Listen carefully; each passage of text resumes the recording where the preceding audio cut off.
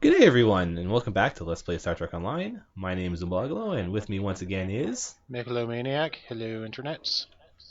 Hello! And let's see, last time what did we do? We found a traitor, and we set up a physics-defying minefield, and Yes. that was enough to get Admiral Quinn to promote us. Yes. Except the traitor wasn't really a traitor. Yeah, so we are now promoted to Captain. In other words, we are level 30. Mm-hmm. And that means we get a new ship. I'll run off to the shipyard. I'm already there.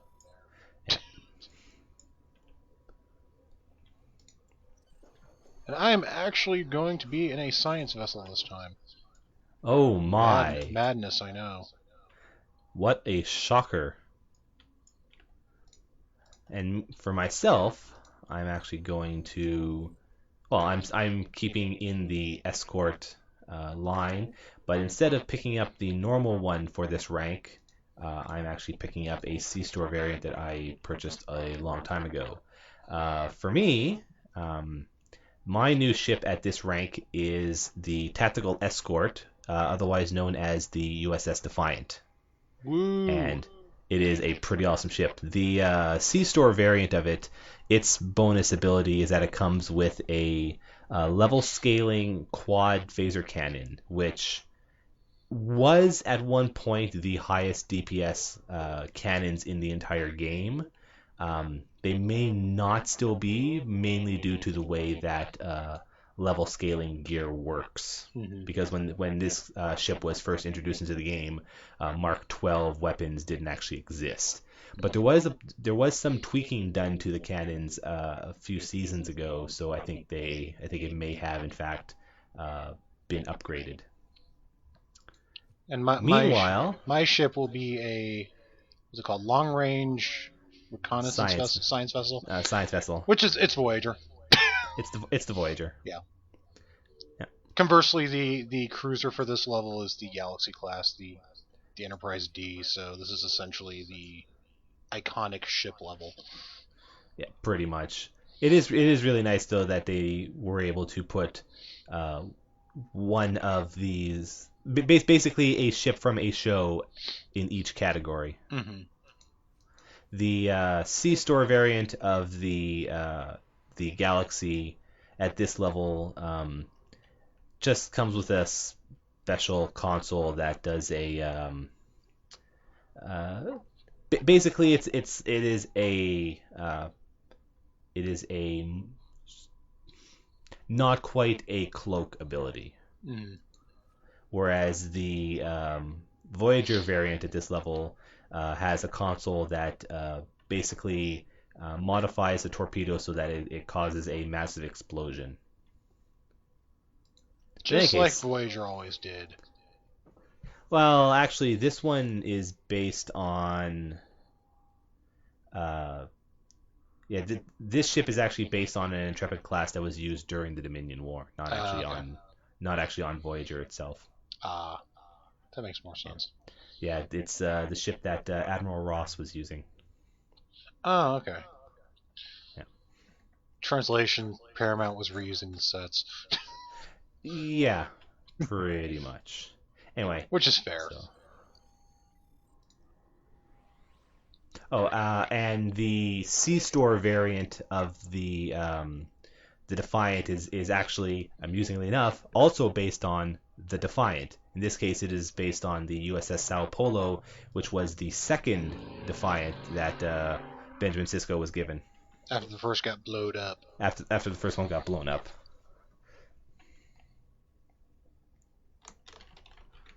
Which is still kind of suspect to me, because blowing up Ben Sisko's ship don't sound right. Yeah, I'm sure he hunted down and killed all the people who offended him. Well, he sure hunted down and killed a lot of people. And actually, it is also quite appropriate that all of the C-Store variants at this level are ships that served during the Dominion War.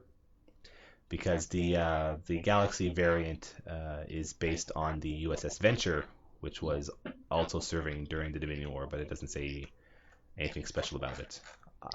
Could have been from a I book will, or something. Some yeah. ancillary material. That whatever it was will be put in a note that you have probably already read by now. So we're just talking for no reason. There's nothing wrong with that. Yeah. Anyway, I need to then equip my new ship.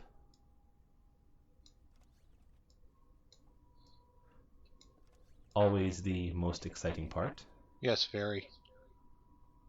Meanwhile, I'm just throwing a bunch of crap in the bank because I have crap to throw in the bank. Because I am completely ignoring this game's crafting system at the moment. Its crafting system is not very good, unfortunately. There has been comments made by Cryptic that they want to basically turn it into more of a more they want to make the crafting system more like the reputation systems, which is something that we will see more of when we get to the end game. Mm-hmm. But suffice it to say, that is a change that is actually a good idea. Yes. Whether it's something that will happen, I'm not entirely sure, but it is actually a good idea for them. Mm-hmm. You could always make it like Neverwinter's profession system too. Yeah, the crafting system in Neverwinter is actually really, really good. And yeah, it's something that they could probably make more use of. Anyway, that's my ship set up. Now let's do the stations.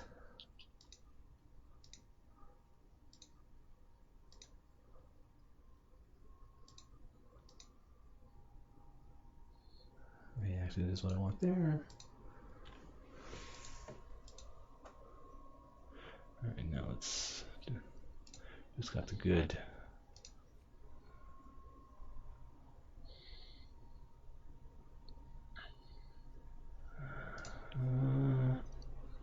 I am also all well and set up here.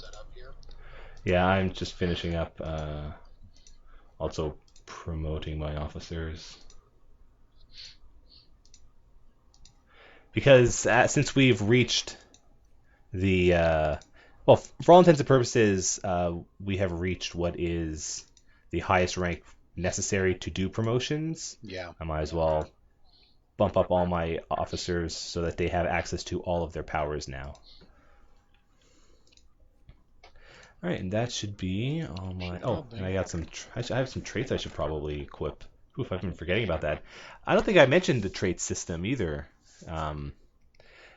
So when the game first came out, and this was something, in fact, this I mentioned during the first videos that traits were a thing that you chose during character creation, and for the most part, a lot of them were tied to your race. Mm-hmm. During the Legacy of Romulus expansion, they actually changed that so that there was all the required racial traits were basically given to you as a racial bonus automatically and combined into one ability. And then you were given a number of trait slots, 1, 2, 3, 4, 5, 6, 7, 8 in total, acquired at various levels that you could then slot various other abilities into. And some of these actually included brand new ones that were class specific, like my big one is Grace Under Fire, which if I take 20% of my life in damage within a 5-second period, it actually resets the ability, resets the cooldown on an ability called Miracle Worker, which is a pretty big heal and shield repair. Conversely, mine is a bonus to the cooldown of my Photonic Fleet ability, which basically summons other ships for a small period of time. Yeah, that one is. That's actually a really cool ability if you have a lot of science powers. Hmm. I've been playing around with that on another character, and as long as I'm using science-oriented ships, it is very useful. If I'm not using science-oriented ships, though, it is less effective. Oh, more things firing at bad guys is always handy. Oh, for sure. Anyway, I'm going to commit those traits for now. Also, the latest lockbox also includes some new, basically some boxes that you can get inside of them, which give you new traits. Some of them are really cool, like one called Helmsman, which reduces the cooldown on evasive maneuvers and also gives you a bonus to your turn rate. Something that is super useful for anyone who flies cruisers or other super large ships. Because you are very slow.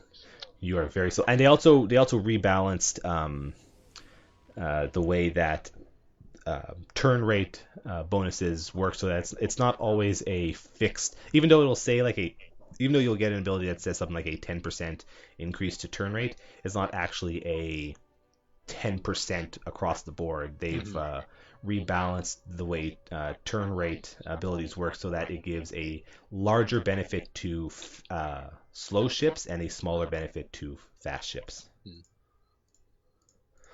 Now let's also get all my powers rearranged again because the game is pretty bad about that. Yeah. There's a bug, or did they fix that? The bug where your I powers don't think. basically shove themselves back on. No, not really. Lovely. That's super annoying.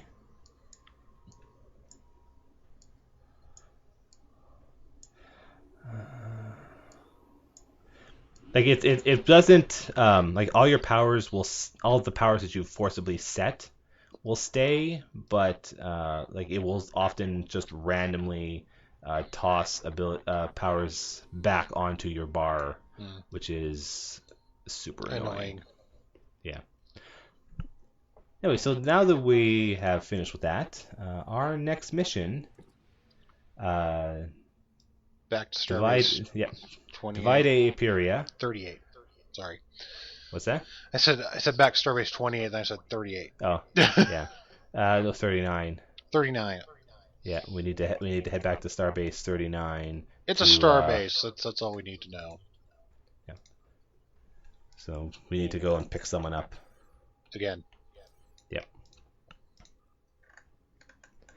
One thing also that is really great in Star Trek Online is that the scale of ships is relatively correct.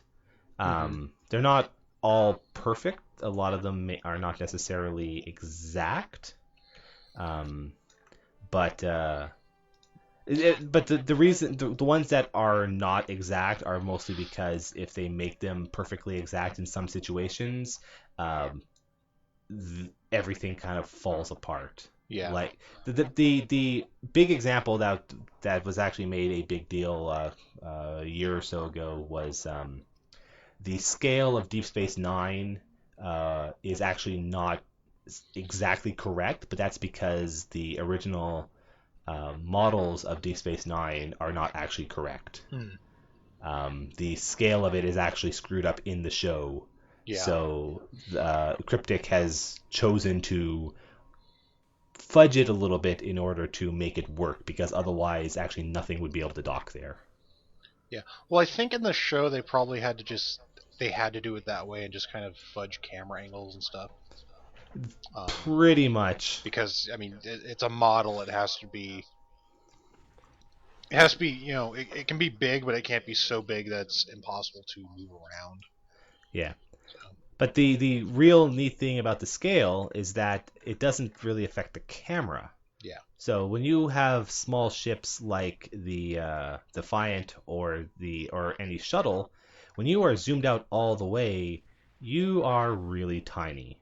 But some super huge ships like the Deredeks or or like the Galaxies, when you're zoomed out all the way, your ship still takes up quite a lot of real estate in the middle of your screen. Yeah, like, well, you can probably see me right next to the Daredevil here. It's pretty big, Yeah, and I'm pretty small. yeah. Science vessels also in this game tend to be pretty small, but that's also because they tended to be in the shows. Like Yeah, you may not have realized that the Voyager is like half the size of the Enterprise D, yeah. but it Well, you never is. saw it in comparison, really. Yeah, like, but that's also because you never actually really see them in comparison. But it, But yeah, it was the capable of landing, and basically said it only had a crew of like 150 people or something like that. yeah, it's not wasn't very big. Not counting like some one-off ships, the Galaxy is actually kind of like the biggest ship Starfleet has. Yeah, I think one of the carriers you can get it in the game is pretty big too. Oh I no, mean, no, most of the carriers you can pick up in this game are way bigger. yeah, Like and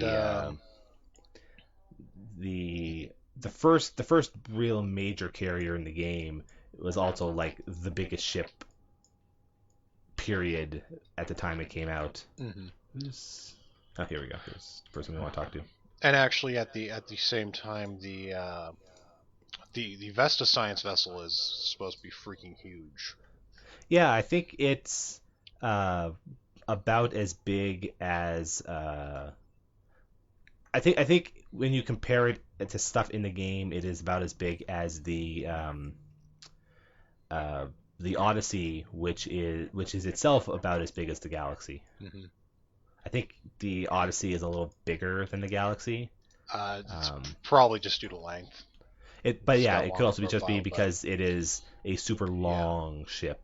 The Odyssey. Oh, why am I walking back to the? I don't know. I did the Yeah, same thing, so it's okay. yeah. The Odyssey, for those who may not know, was about a year or so ago. Cryptic did a contest to design the next Enterprise for the game, and the Odyssey was the design that won the contest. Yeah. It is a very very sharp looking ship. When you did the Temporal Ambassador, were you using your Odyssey at the time? I No, mean, I when know you I didn't see your did ship that much, but no when I did that mission for the video, I was actually using a different alt. hmm. So I think in that one I was using my other my tactical Starfleet alt, Hmm. who was using an Akira at the time. Well, you'll see one eventually, I'm sure.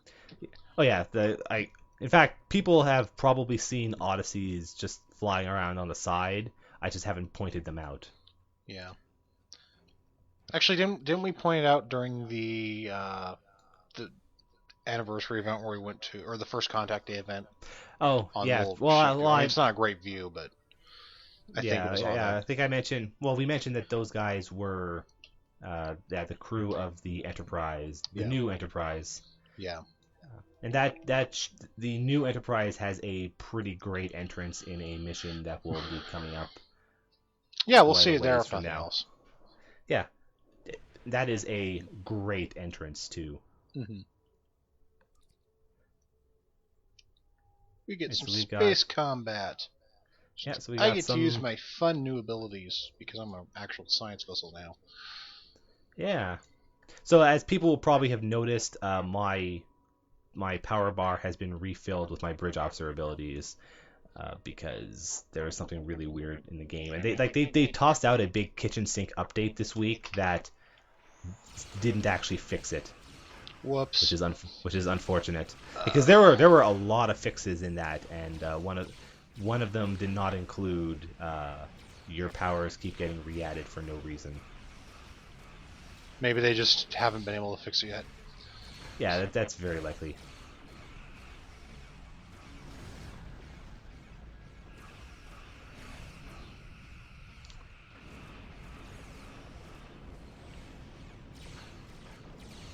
Also, in addition to the quad cannons being incredibly high DPS weapons, they also look really rad. Hmm.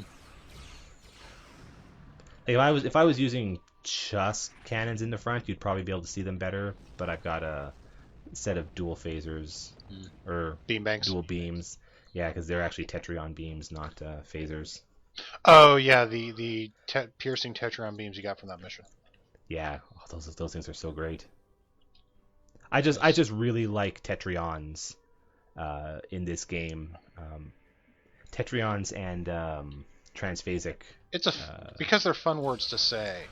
They're fun. They're really fun words to say, but the bonuses of those weapon types are actually super effective because the Tetrions have a chance to deal bonus shield damage to all shield facings, and transphasics do so. Normally, when you hit an enemy ship, um, depending on what shields that ship has, up to 10% of the amount of damage you do will bypass the shields and hit the hull, and the rest will be absorbed by the shields. Transphasic projectiles, on the other hand, do something like 46% damage through the shields. So they are very effective for people who just want to fire their torpedoes all the time, as opposed to waiting for the shields to go down. And even then, because of the way shields work, it's quite possible that even if you are waiting for the shields to go down, the shields may go back up before your projectile hits. Yeah. So transphasics are super useful, even if they are less damage than other projectiles. I am exercising my fun ability to tarry hold in space-time in order to damage the enemy. Oh, Tychon's Rift? Tychon's Rift. Yeah, that is I am very fond of Tychon's Rift. Yeah, Tychon's... It's actually amusing because in Science Powers, there are two different abilities that are rip a hole in space and suck enemies into it. Yeah, Gravity Well is the other one. Yeah, Gravity Well is the other one. I can train that, I just have not. I have Viral Matrix 3 as my commander ability, and they're the same rank, so I can only have one. Yeah, Viral Matrix 3 is probably a better ability. Yeah, playing around my Romulan, I had Gravity Well and Tychon's Rift on my captain, and honestly, Tychon's Rift seemed to be a bit better. Yeah, I think... I don't know why, given that Gravity Well is actually a higher level ability. I'm not entirely sure, but I think Tychon's Rift is actually better, but I'd have to look into why it is. It may have something to do with the way abilities affect it, or what type of damage it does. I've also got Tachyon Beam, which drains their shields away, basically. Yeah, that is pretty nice. Like when I a little bit ago when I was playing on my own personal Romulan character, before I got to max level, I actually played around with a kind of dedicated science ship, and there were a lot of science abilities that I didn't really know existed, or I should say that because I primarily played with a engineer heavy build. Yeah, it's not the type on of thing all my say. guys. Yeah, there's a lot of science abilities that I never would have really used, and playing around with some of them was really nice. Like Energy Siphon is super useful. It would be better if I spec towards it, but it would have been more useful. Yeah. Anyway, this admiral is kind of a jerk. She wants us to kill all the Romulans. Yeah. This reminds me of something. I don't know if I want to say it because it's kind of a huge spoiler. Yeah, like this is, so here we are invading this secret base to find evidence of weapons.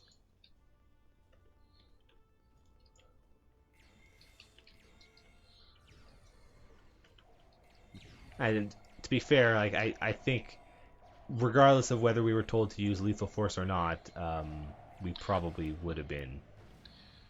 Yeah, but there's a difference between come in here and murder all the guys and defend yourselves as much as by any means necessary. Yeah. But I mean, Starfleet Admiral ordering a captain to murder somebody is just reprehensible. I don't know. I mean, on the other hand, it almost seems like having a complete and utter disregard for Starfleet regulations seems to be a requirement in order to be promoted to admiral. Yeah, that's true. Clearly, it should have been Franklin Drake. Yeah. Guy's an asshole. That guy is kind of an asshole.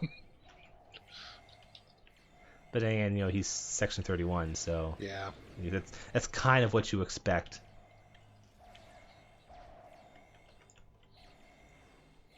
I mean, you can't just go murder people. It's not right, man. Yeah, you need to have some reason for it first. That's what Romulans do. Yeah. I would say Klingons, but I actually don't think Klingons do that. It'd be dishonorable. Yeah, they tend to have a reason. That least reason as a. It's not to say they don't do that. I mean, as a society, I don't think they do that. Like, I'm sure individual ones do, because we see time and again how much Klingon honor can be a complete crock. Yeah. Well, but it's that's it's also a racial stereotype. Not everyone follows that. A lot of people do. Yeah. Well, Star Trek was kind of bad about doing planets of hats, basically. Which, I mean, it's understandable when you basically have a race on for a week and you have to kind of sum them up and make them different from humans. So. Yeah. Anyway, we haven't found any weapons, but the Admiral is super insisting that there's got to be some here. So might as well hack the computer.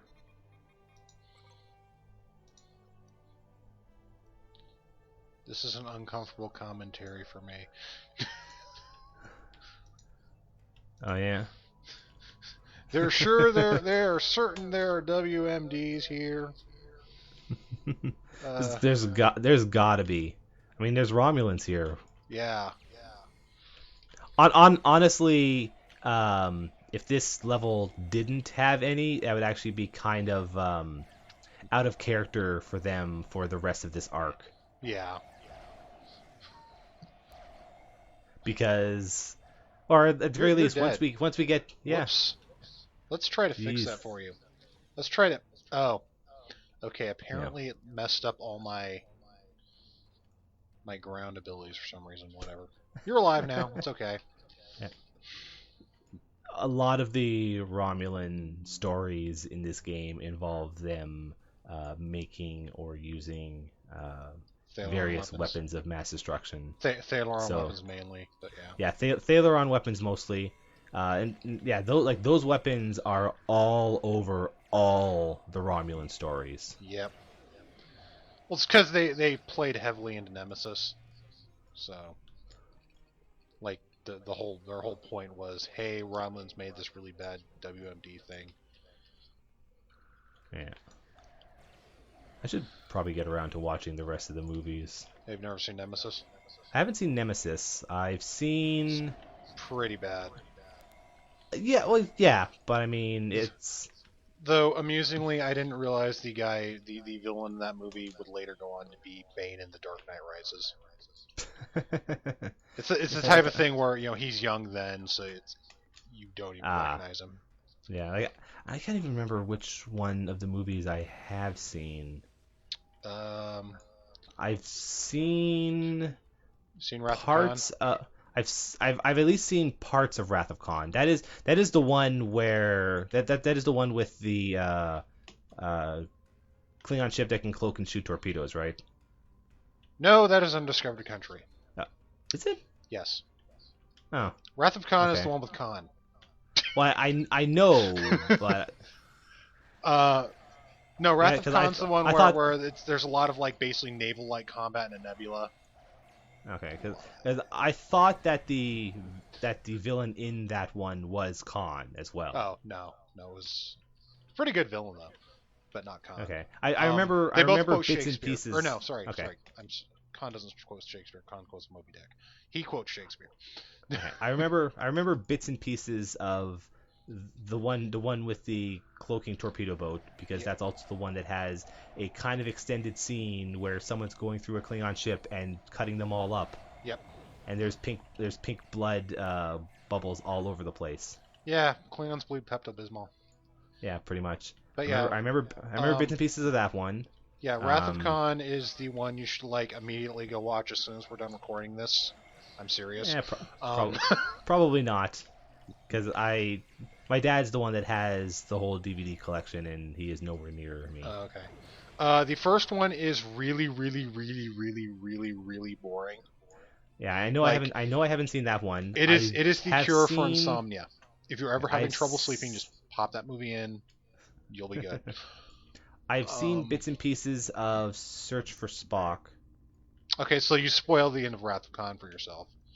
That said, it's a movie. Yeah, Literally, it's a movie older than you, so I guess that's okay. yeah. Um, I know I have not. I know I have not seen the one where they go back in time. Voyage Home. Yeah, I know what the plot is by now, and I've certainly seen shorts from it, but I've not actually seen the movie. Yeah, that movie's honestly basically just a comedy with Star Trek bits on to excuse the plot of it being a comedy. Just fine. It's a good. It's a pretty good comedy. I Um, have seen First Contact. okay. You haven't seen. I've seen I know I've seen at least most of Generations if I haven't seen the whole movie. Hmm. Um, Um, have you ever seen Final Frontier?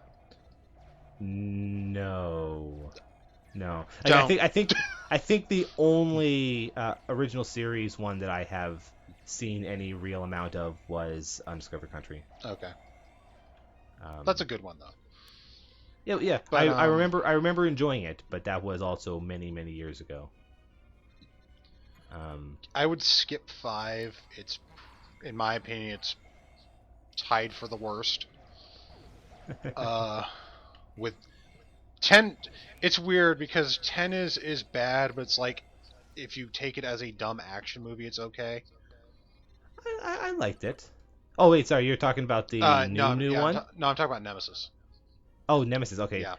Yeah. Once we Um, start getting into the actual numbers, like for the yeah. non original series ones, then I start to get confused about what we're talking about. Yeah. Um, Yeah. I haven't seen Nemesis. Insurrection, I find dumber Oh, every time I watch it. I have seen parts of Insurrection. But the basically the first time you watch it, you will just be thinking you're watching a half decent two-parter from Next Generation with a slightly higher budget. It's just the more you think about that movie, the less it kind of makes sense to me, at least from my perspective. And then the two Abrams ones are pretty good. Yeah, I haven't seen the new one yet, but I really liked Star Trek. So the first of his two. Yes. Oh no! Oh It's no! a shapeshifter. However, could we have foreseen this? My God, man! And now they're telling us that she's going to kill us. And in Oh, fact, yeah, his rather than like sneakily kill us, she says, "Ha ha! I'm going to kill you now," and tries to kill us. of course she would. She's a sci-fi villain. Yes. But no, seriously, like right after this, you should really go watch Wrath of God. No joke. How come we can't keep shooting at you? Come on. Aww. And if it was that They're easy for the shooting. commander to beam out, why didn't she just do it before? Yeah, I know. Anyway, so the shapeshifter has escaped. We'd better go catch her. Yeah. Just blow up the ship she's on. That'll be pretty much. Yeah. I don't And know. the It's kind of safe bet. yeah, and the Romulans just don't want to listen to us. So Of course they we don't. might They as never well. want to listen. They're jerks. Yeah. Oh, we don't like this. There's like Wow, that's a that lot is of a heavy lot of plasma torpedoes coming that's at a us. lot of plasma torpedoes. Oh yeah, because that's 5 light warbirds. That is is a one nice thing lot about of. Tychon's Rift is if you fire it in the right path, the torpedoes will get Yeah, sucked into it. yeah, because it deals. Whereas torpedoes have a pretty high defense rating, so they have a chance of. So all your attacks have a pretty good chance of missing them. Uh, Abilities like Tychon's Rift and Eject Warp Plasma kind of do unavoidable area of effect damage. Mm-hmm.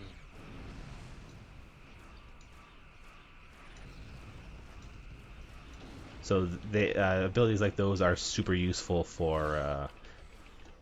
Oh, geez, come on, man! Sometimes picking up items is tough. Especially if you're in combat, yeah. Yeah. So another nice thing about science ships is they all basically have subsystem targeting abilities. Yeah, for free without requiring a Mm-hmm. bridge officer to pick up the power. That is super useful for Yeah. sure. And they also have that inherent sensor analysis ability, which I can't say I've done like real DPS calculations on it, but uh, at at full, if you've been focusing on the target, it's something like plus 33% damage, which Mm-hmm. will probably more than make up for your lack of inherent plus weapon power. But it also pretty much only really works well against enemies that you enemies that will last a long time, which are also the ones that you want to be using that ability on. But at the same Yeah. time, like having more upfront burst is pretty useful against like the frigates. Oh dear, the Undine escaped. We'd better let Starfleet know as I warp into a planet. Oh, I'm sure you'll be fine. This isn't Star I'm Wars. sure. Yeah. If you go to lightspeed near a planet in Star Wars, you kind of explode. But Trek, I'm sure it'll probably send you back in time. Let's be honest. Anyway, so with that done, we're going to go on to the next mission, where we are Saturday's going to Child. yeah, where we're going to basically ignore that we just had a infiltrator in our midst and go do something else. I'm sure it'll work out all on its own. Meanwhile, I got new consoles, so happy day. Ooh. That mission also gave me a new kit, which is just a upgraded version of the kit I was already using. Same. Excellent. It's always Yeah, happy that's times. yeah, especially since like the kit I was using was already really good. I mean, having a medical generator, turret, and shield generator as my abilities is pretty useful. And I have what do I have on that one? Ah, yes, the radiation, the stasis field, and the cone of AOE damage. Oh, yeah, those And those are pretty good ones. now it has a damage resistant and cleanse buffs. Okay, so Yeah. new star system. So one thing I like about I do like about the Voyager is that they actually put in the detail of having Oh, the the warp nacelles move up and down as you go to warp and not. yeah. There are a few ships in the game that do that, and that is something that you can turn off if you don't want it for whatever reason. Like for the weirdest reason, there were actually a lot of people because they didn't have that feature in at launch Hmm. for the Voyagers, and they when they added it a while later, like people were up in arms about it. I have no idea why, but the Cryptic had to turn around and uh, make a option in the settings for people to be able to turn off special warp animations. And there's a few other ships that have that ability as well. But it's Yeah, just I guess I can understand if they don't want their birds of prey wings moving, but it's still kind of a weird thing. yeah, like there are a bunch of birds of prey that have that ability as well. Yeah, but it was just kind of weird. Anyway, so here we are. We're gonna. We're patrolling nav beacons. Oh look, there's more Romulans. Whoever could have seen this happen? You won't see this many Romulans again until we do the Romulan campaign. Pretty much. Well, once we're done this entire story arc, we won't be seeing Romulans again for a bit, a while. Yeah, like there won't be more Romulans until basically we get into endgame stuff, or until we get to the other stories, or until they give us a new featured episode series.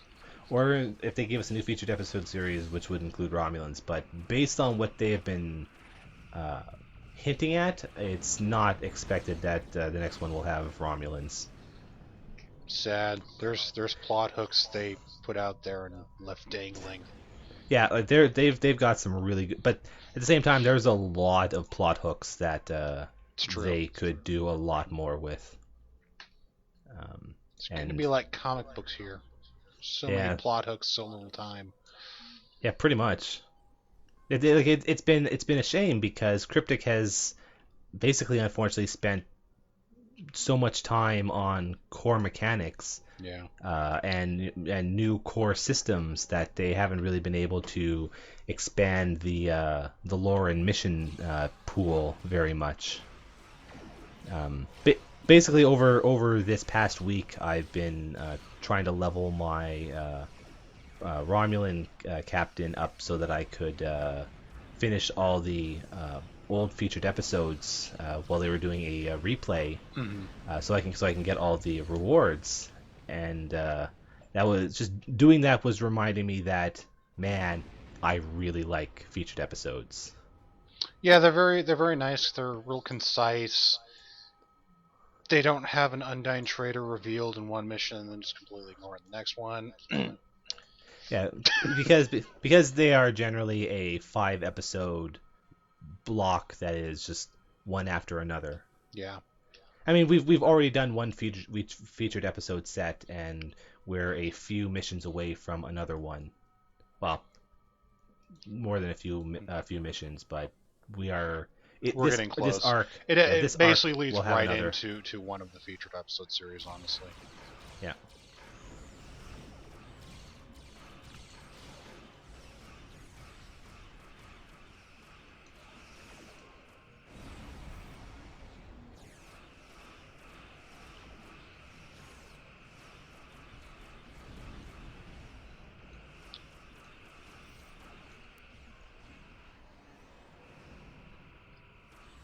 So I think our new ships are performing rather well, given that we are ripping apart these, Yeah. That Dideridex. To a lesser extent, the Mogai. Yeah. So maybe the quad cannons actually are pretty good. Mm-hmm. Now we have to go to another system patrol there. Yep.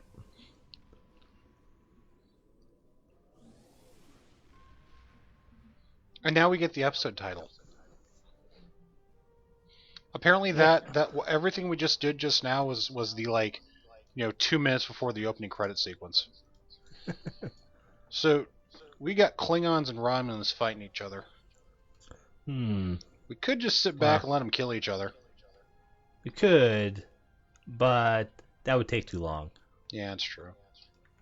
And we wouldn't get experience. Yeah. Why am I not moving forward? Yeah, why aren't you? Come on. Oh well.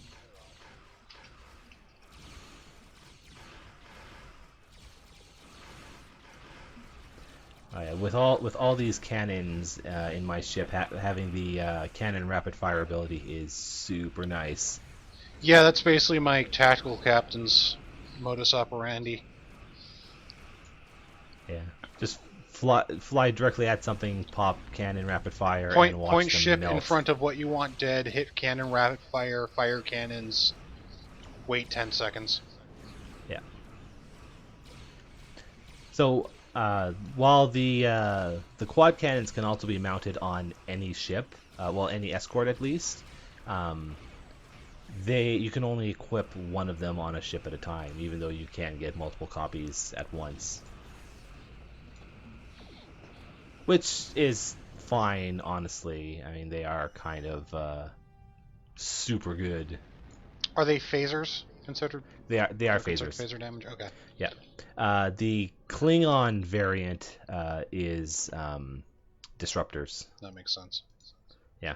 They did make a Klingon ship. Is it Sea Store? I think it is this. There is a Sea Store Klingon ship that has the quad disruptors because Cryptic has because of the way the game works as a whole. Cryptic has to make sure that there is ability parity. Yeah. Um, I don't think there's a Romulan version. No, but they can get the Yeah. Klingon or Federation version because either one of the ships is not T5, so they are able to purchase and fly those ships. So we just saved a princess. Oh, well, what do you know? So we can ask what the Klingons and Romulans are here for, but we'll just carry on and escort her back to her village. So we are joining the ranks of Link, Mario. Trying to think of other Han Solo, I'm and sure Luke Skywalker. I'm sure this is something Kirk has done many times. I'm trying to remember if he ever actually literally saved a princess. I would be utterly shocked if he has never actually saved a princess. Especially since, as I recall, this mission is based on an episode. Maybe not original series though. It might be based on a Next Generation one. Maybe. So Picard and Riker could have saved a princess. Yeah. More Riker. Riker's the one who did the saving usually. Yeah, well, I mean, because he was basically new Kirk. Yeah, well, until later on, when Patrick Stewart started getting this weird fascination with wanting to turn Picard into an action hero, which happened in some of the later movies too. For sure, it happened in some of the movies, but that is in fact kind of weird. Not so much of a like Captain Picard wouldn't do that sense, but more just of the fact that Patrick Stewart probably shouldn't be doing that kind of sense. I wonder how disappointed he was when he found out that Professor X was wheelchair bound.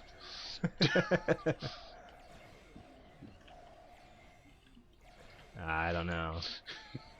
It's like, oh man, I'm in this great superhero movie. Wait, I'm in a wheelchair? My powers are all mental? Crap.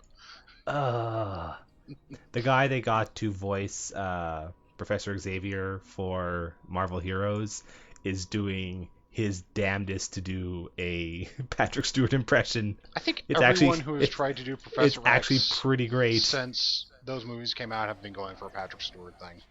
Which makes sense because I mean those movies were popular, and I'm sure he is well regarded in that role. It's like I remember David Kaye played him in X-Men Evolution. He was trying to do a Patrick Stewart impression there. It's like recent Iron Man stuff has had people to varying degrees of success been trying to pull a Robert Downey Jr. too. So yeah. Oddly enough, not as much Thor or Cap, but well, maybe those guys just weren't as individually popular / successful. Probably. I think it's. I don't know. I think it's just something. I mean, both Chris Evans and Chris Hemsworth are very, very good actors, but I can literally not imagine anybody else playing Tony Stark other than Robert Downey Jr. I think that's just the kind of effect that they're going for. Probably. I mean, if it wasn't for the fact that Iron Man already existed long before, I would probably say that he is written to be that man. Anyway, hey, we got an admiral and Captain Gerard. Wow, that's an interesting guy to see here. Are we going to run into him more on the Klingon side? He is actually pretty important on the Klingon side. If I remember correctly, he is also the guy who first found the Undine. Hmm. So my question is, these guys look pretty tribal. Are we like completely stepping all over the Prime Directive here? Uh, let's see. Does he say anything about that? I mean, maybe it doesn't apply because like the Klingons already found them or something, but Maybe. I gotta say, I mean, I'm pretty sure, as I remember, this is based on an episode of one of the shows, so that is probably a situation that has already been worked out. yeah. They're called Elysians? Yeah. Alisons? Yeah. Alisons. Anyway, there is a very large asteroid that is on a collision course with this planet, and we should probably go and blow it up. Yeah, we've blown up asteroids before. Yeah, like we've got experience with this kind of thing. Yep. We don't even need to land on it and drill down in the center either. Though, Yeah. I wonder if they've ever actually tried that in Star Trek. Uh, No, because I don't think they've had. I don't think they've had to deal with blowing up very many like giant asteroids, yeah. Yeah, I don't think that is something they've really had to deal with.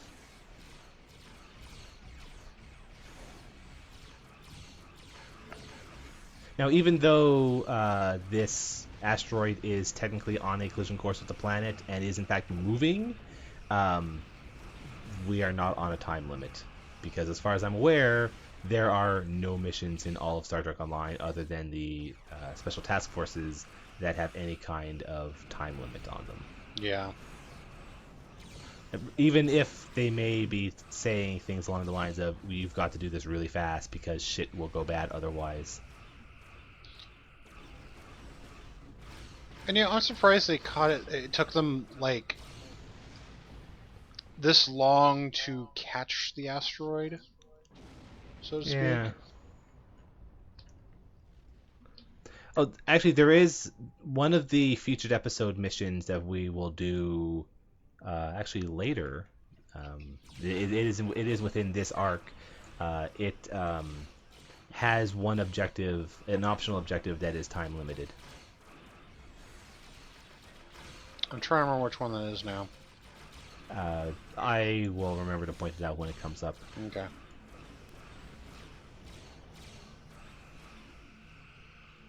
Anyway, also because Captain Gerard is an important guy, we just won't blow him up. Yeah. Not for lack of trying. Yeah. You know, but because he is actually what do I someone care who if I kill a matters. Klingon war hero? Yeah, like we've already killed a boatload of them. Anyway, I accidentally went through that dialogue pretty fast, but he basically admits defeat. More like he says you win the day, and on the Sword of Kahless he shall find you again, or engage you again, and be victorious. Yeah. And I'm pretty sure that never happens because by the time it would occur, more pressing things have happened. Yeah. So we blew up an asteroid, proved these people were awesome. I guess they're going to be happy with us now. Yeah, and they'll give us whatever resource it was that we were here to, or at least our diplomatic corps were here to arrange from them. Anyway, we can turn in that mission. Yes, and we get new armor. Yeah. There's some pretty good armors as well. Let's go for the ones that regenerate HP. Yeah, those ones are useful. I mean, I've liked the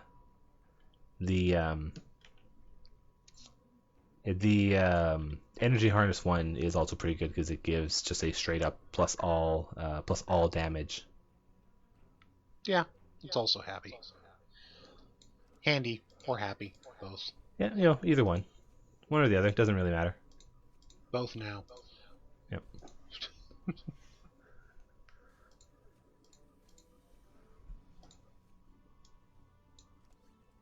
And now we get to sell old crap for money.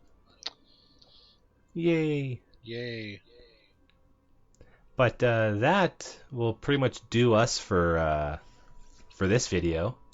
So I'll thank you all for watching, and we'll hope to see you all again next time. Bye, everybody. Watch Wrath of Khan.